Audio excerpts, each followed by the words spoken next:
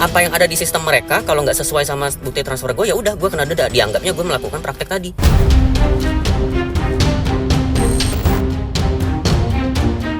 Ini bukan hal yang pertama kami hadapi. Cuman ini masalah tidak terkomunikasi dengan baik.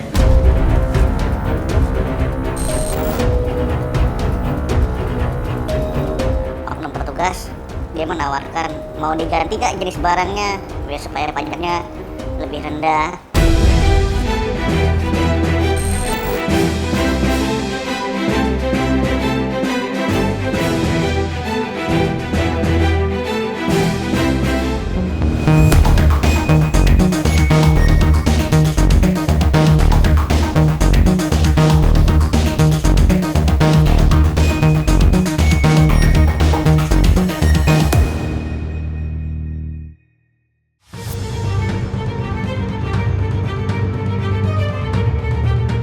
Direktorat Jenderal Bea Cukai kembali menuai kontroversi usai video pengakuan seorang pria bernama Radika Altaf viral di media sosial.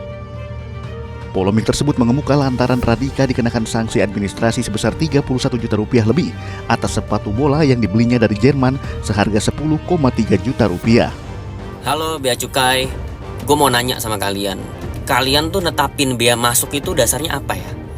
Gue kan baru beli sepatu. Nah ini nih sepatunya nih. Gue beli nih sepatu, harganya 10,3 juta. Shipping 1,2 juta, total 11.500.000. Dan kalian tahu bea masuknya berapa?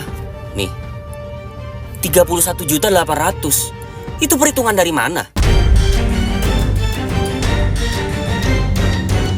Melalui akun TikTok pribadinya, pria asal Bandung, Jawa Barat tersebut membeberkan kronologi polemik sepatu bolanya.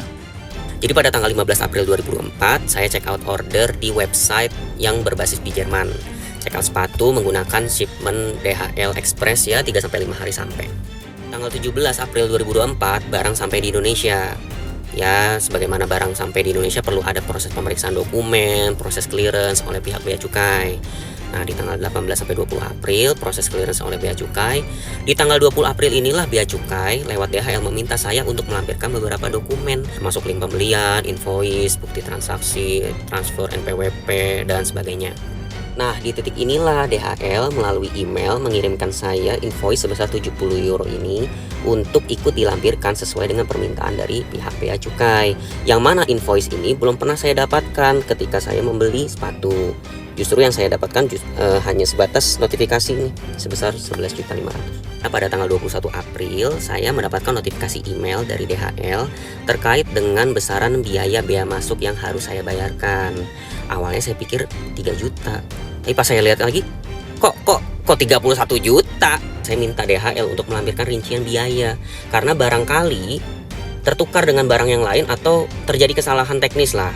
Begitu, tapi DHL sendiri bilang belum ada rincian biaya dari pihak Bea Cukai.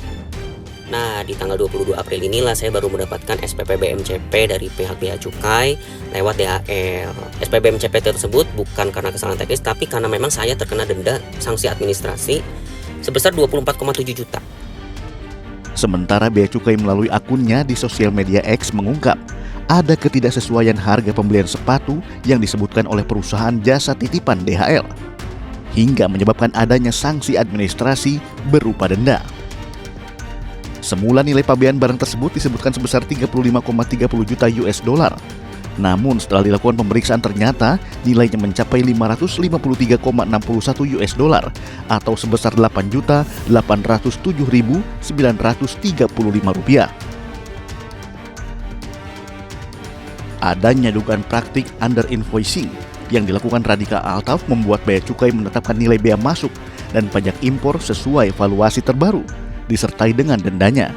Namun, dugaan itu dibantah Radika Altaf. Kalaupun nih ya gue melakukan praktik under invoicing, ya nggak mungkin sejauh itu juga gapnya. Konyol banget, masa harga sepatu 10 juta gue under invoicing sampai 500.000? Ya nggak mungkin, shipmentnya aja 1,2 juta. Jadi udah nggak make sense banget kalau gue misalnya melakukan praktik under invoicing. Radika mengaku kecewa lantaran pihak Bea Cukai langsung membebankannya dengan sanksi administrasi tanpa adanya pemeriksaan lanjutan atau pemanggilan pemilik barang terlebih dahulu untuk melakukan konfirmasi.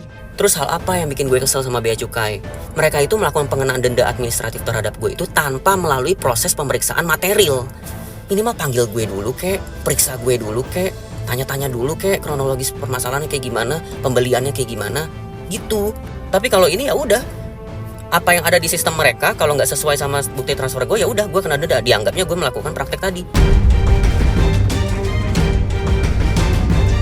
Dalam konferensi pers yang digelar pada 29 April, Askolani selaku Direktur Jenderal Bea dan Cukai menyebut kasus impor sepatu bola milik Radika telah selesai. Transparan dan akuntabel, kita tunjukkan, kita koreksi sehingga kemudian importir mengakui, kemudian alhamdulillah memenuhi kewajibannya, kemudian sepatu udah selesai, kita fasilitasi dan kita layani. Keluhan pungutan dan proses penanganan barang impor dari Bea Cukai juga dialami seorang pembuat konten, Meldi Renaldi. Meldi mengaku mendapat kiriman robot mainan dari Robosen asal Hong Kong secara gratis untuk diulas. Namun Bea Cukai meminta Meldi untuk membayar bea masuk atas mainan tersebut seharga 27,5 juta rupiah.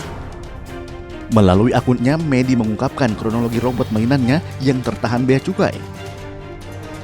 Selasa 15 April 2024, robot tersebut dikirim oleh Robosen dari Hong Kong. Sehari kemudian, barang tersebut tiba di Indonesia dan diperiksa Bea Cukai. Pada Selasa 23 April 2024, Bea Cukai meminta dokumen berupa bukti bayar dan invoice pembelian sebesar $1.699. Sementara menurut Medi dan dari pantauan website resmi robosen.com, harga dari robot tersebut hanya sebesar $899. Sama dengan robotik, teman-teman sekalian. Ya, kita tetapkan berapa sih nilai harganya yang pas untuk robotik itu. Ya, ini yang mengumumkan juga ya berapa hari.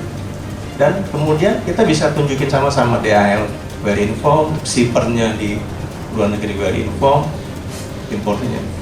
Sehingga kemudian harganya disepakati secara transparan bahwa harganya adalah sekitar $800 yang kemudian kita hitung nilai pabeannya dan alhamdulillah sudah diselesaikan ya untuk robotik. Sementara 20 unit alat belajar untuk penyandang tunanetra dari perusahaan Ovatech Korea Selatan akhirnya diserahkan kepada sekolah luar biasa pembina tingkat nasional setelah tertahan sejak 18 Desember 2022. Dengan setelah dilengkapi dokumen oleh SLB dan dari dinas, kami tetapkan bahwa ini sesuai dengan ketentuan pemerintah dibebaskan biaya masuk. Ini bukan hal yang pertama kami hadapi, cuman ini masalah tidak terkomunikasi dengan baik. Jadi SLB, dinas, kemudian juga PJT mengakui ini tidak terkomunikasi dengan baik sehingga kemudian tadi menyikapinya kurang pas. Sebelumnya kasus tertahannya alat belajar yang merupakan hibah dari negara Korsel di kantor Bea Cukai Bandara Soekarno-Hatta tersebut viral setelah seorang guru SLBA pembina tingkat nasional, Rizal, mengungkapkan keluhannya di akun media sosial X miliknya. Alat bantu belajar tersebut dikirim dari Ovatech asal Korea Selatan pada 16 Desember 2022 dengan nama penerima SLBA Pembina Tingkat Nasional Jakarta. Barang yang tiba di Indonesia pada 18 Desember 2022 tersebut tertahan di Bea Cukai lantaran penerima harus melampirkan sejumlah dokumen berupa link pemesanan barang, bukti pembayaran yang telah divalidasi bank, dan dokumen pendukung lainnya. Namun karena barang tersebut merupakan prototipe yang masih dalam tahap pengembangan dan merupakan barang hibah, pihak sekolah tidak melampirkan bukti pembayaran. Namun sekolah justru diminta untuk membayar pajak berupa pemberitahuan impor barang khusus senilai 116 juta rupiah atas nilai barang sebesar 361 juta rupiah. Pihak sekolah sempat meminta bantuan Ovatech untuk berkoordinasi serta menghubungi Kementerian Pendidikan dan Kebudayaan hingga akhirnya barang kiriman tersebut pun dipindahkan ke tempat penimbunan pabean.